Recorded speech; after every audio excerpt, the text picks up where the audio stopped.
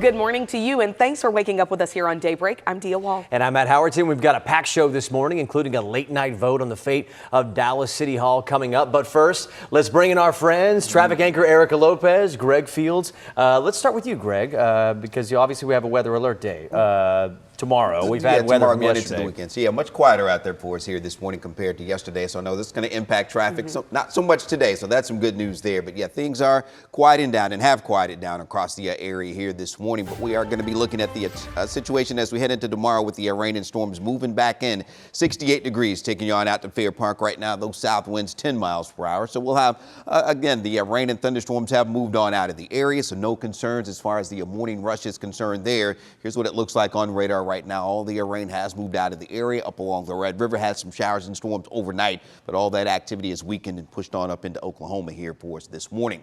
So temperature-wise, we're looking at those mid-upper 60s out there for you right now. 66 in Fort Worth, along with Terrell and Canton here, and up along the Red River as well. So it's going to be another warm start to the day, but we'll have at least a slight chance for a few showers and thunderstorms, going with only about a 20 to 30% coverage. Not anticipating severe storms here for today. We'll have temperatures in the upper 70s here this afternoon. But again, we do have that weather alert in place for Friday and Saturday. So more rounds of rain and thunderstorms on the way. Some of these could be severe as well as we get into Friday afternoon, Friday night, heading on into Saturday. So make sure you do stay updated to the forecast as we continue to update things here over the next couple of days as well. But those storms did do some damage yesterday. The heavy rain, the wind that we had moving through the area. So let's get out to Janelle Ford, where that building collapsed because of the heavy rain. You're in Garland. What do you have for us?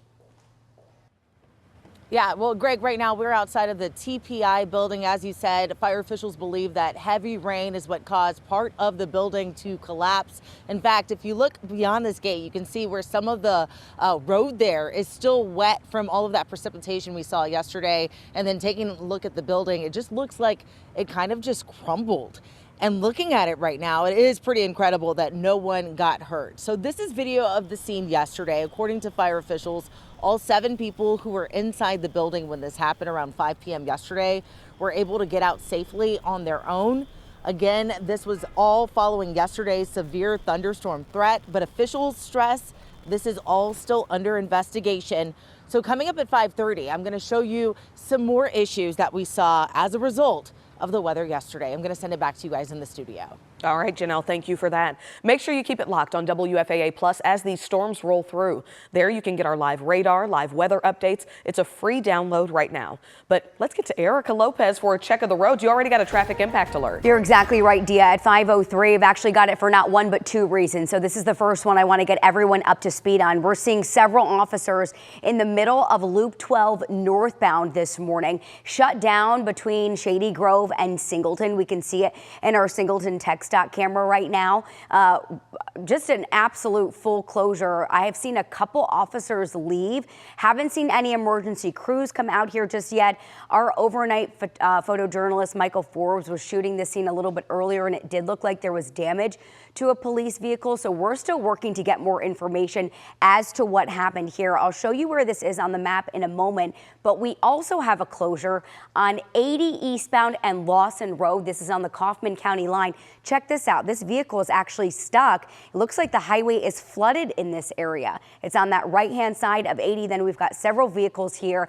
It looks like another one potentially abandoned up this way. What's interesting is that the westbound side, I've been seeing traffic flow, but eastbound side is closed off. So again, we've got that Loop 12 northbound closure as you travel into the Irving area, and then 80 eastbound closed headed toward Forney. Matt and Dia. Okay, thank you so much, Erica. Breaking overnight, Dallas leaders have made a decision that could eventually impact the future of the aging Dallas City Hall. It happened in a special meeting that lasted over 16 hours. Yeah. We've got Chris Sadeghi out at the building at the center of all of this. And Chris, what did the council ultimately decide early this morning?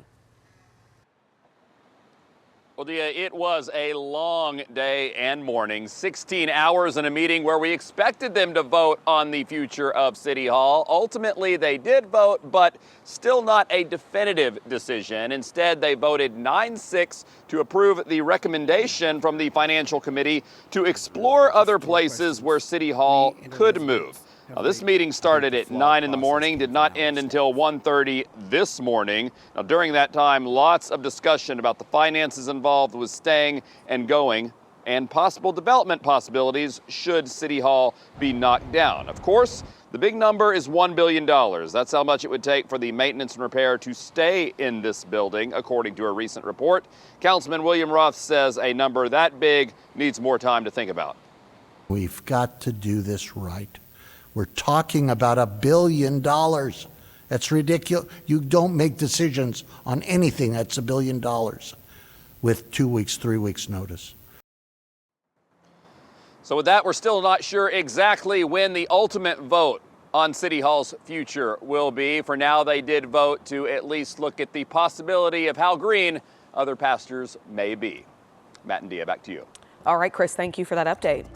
Today, Austin police are expected to release body camera video from their response to the mass shooting over the weekend. 3 people died and more than a dozen others were hurt after police say a gunman opened fire outside of Buford's Bar on the city's popular 6th Street. Officers shot and killed the suspect there. Police and the FBI are now investigating for the motive, but they have pointed to, quote, possible terrorism.